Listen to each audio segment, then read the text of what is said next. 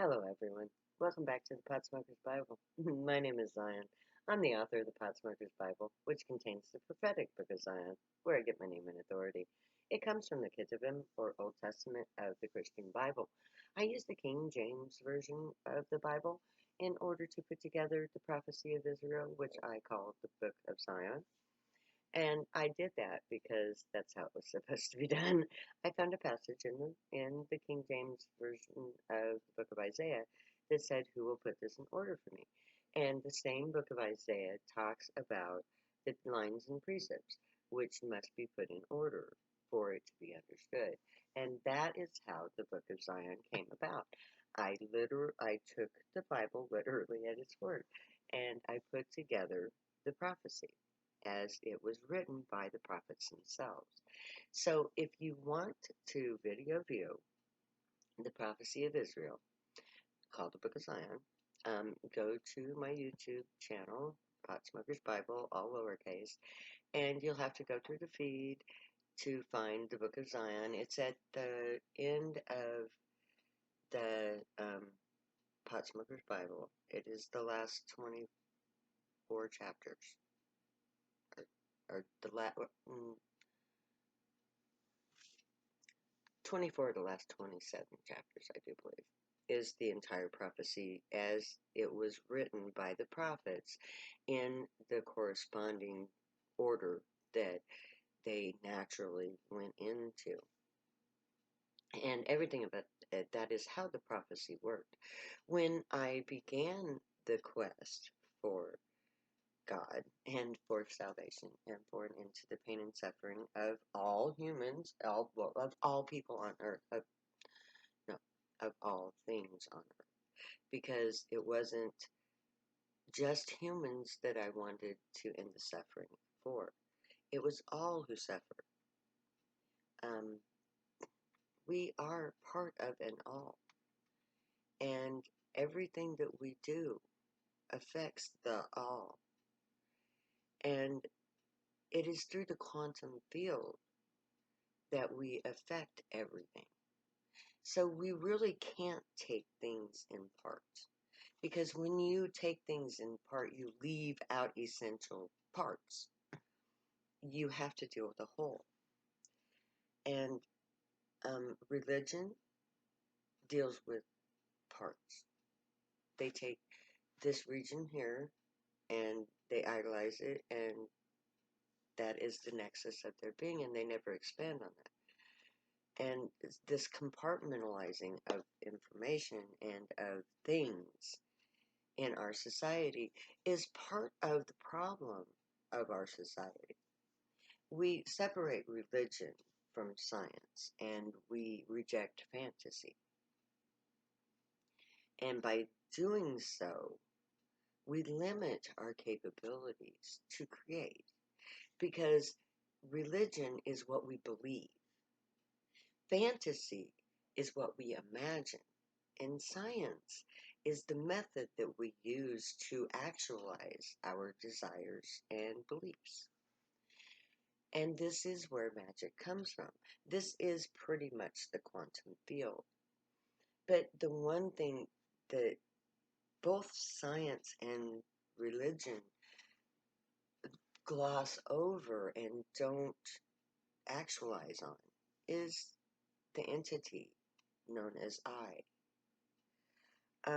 In my last episode, I talked about how we are all little bubbles of life and that we create electromagnetic energy as we generate that life, and that our energy contributes to the entire planet's energy field. We are all single entities contributing to the whole of our planet. So everything that I think, feel, say, and do affects every other entity on the planet in a wave. And waves are how reality works. The energy goes through the entire system so that my single act perpetuates through the whole planet. And so does yours. which is where the problem lies and where the solution lies. Our problem as a society is that we are pitted one against the other within this matrix of life. We don't work towards a common goal, especially in America. The individualisticism of our society has doomed us because we are not individuals. We are part of an overall life force on this planet. We have individual bodies that generates individual emotional energies. And those emotional energies determine the polarity of our planet, the ratio of good versus evil or positive versus negative. Now, our actions as individuals contributes to the overall field. So everything that you do, say, think, and feel generates energy that sustains life on this planet. And the life that lives on this planet is determined by that field. We live in a negative field. I know this because it is so much easier to have a bad thing happen as opposed to a good thing. It's so much easier to run out of money than to have money. It's so much easier to get yelled at than to get laughed with. It's so much easier to turn on the TV and see a violent act than it is to see a loving, kind act. If we lived in a positive field, it would be the opposite.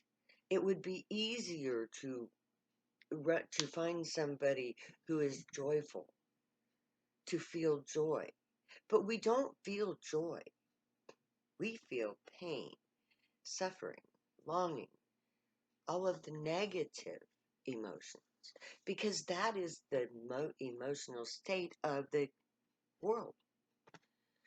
And it is that way because we have created that as individuals. So the individual is very powerful in that the combination of our individualness combines to create the overall essence of what we are. So if we want a better society, we need to be better individuals. If we want a positive atmosphere for us to live in where we can have the good life, we have to create that within ourselves. Because it is the combination, it is the numbers that matter. I can want all I want, but if I'm the only one who wants it, chances are I'm not going to get it. Now, if I want what everybody else wants and what everybody else works towards and what everybody else creates, there's an abundance of that, and I can easily have that. Unfortunately for us, that is negative. We have an entire police force whose only job is to look out for us doing bad things. And the more they look for us to do bad things, the more they expect us to do bad things, the more bad things they find in us. It perpetuates. We are what we do. We create what we feel. And in this society, we've shut off our feelings because our feelings are bad. Our feelings are bad because we live in a negative atmosphere that has been created by false concepts like money and greed and power and authority and domineering. Those are the things that abide in this world, created by the people in charge, maintained by the middle class who have just enough to make it good enough for them. leaving the majority of us to suffer and want and need needlessly. And it perpetuates negativity from the bottom all the way up to the top. Because even the most self satisfied rich bastard in their ivory towers, well, they're self satisfied. There's a problem right there. That's a negative emotion because it divides us from them. They have everything, we have nothing. They are better than we are because they have more toys. No. We've allowed them to have that because we have generated that from within ourselves.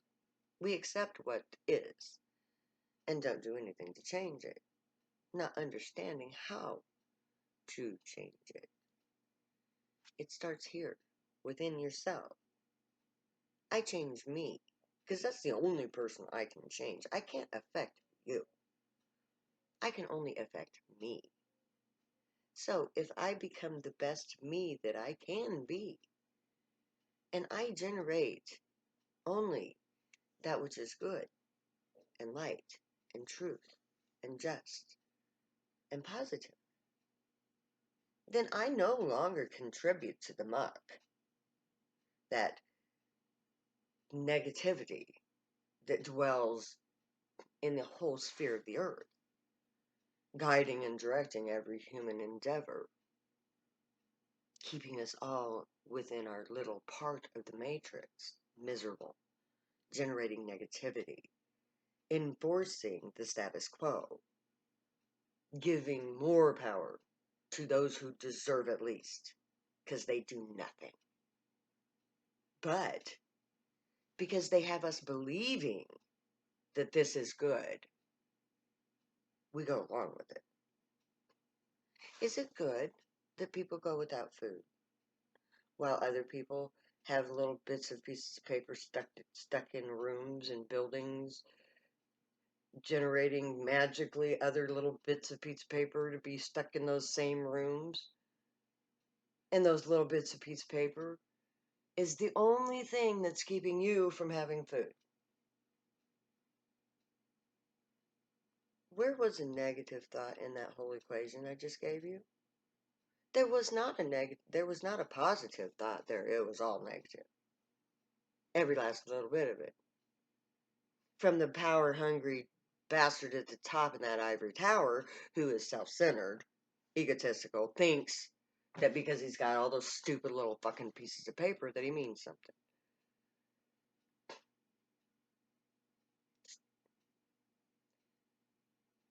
Stop creating muck. Stop being part of the muck. Stop reinforcing the muck. Stop believing in the muck. Fuck the muck. Be a positive force for change. Don't try to change your neighbor if that's their problem. Change yourself. Because everything starts with I.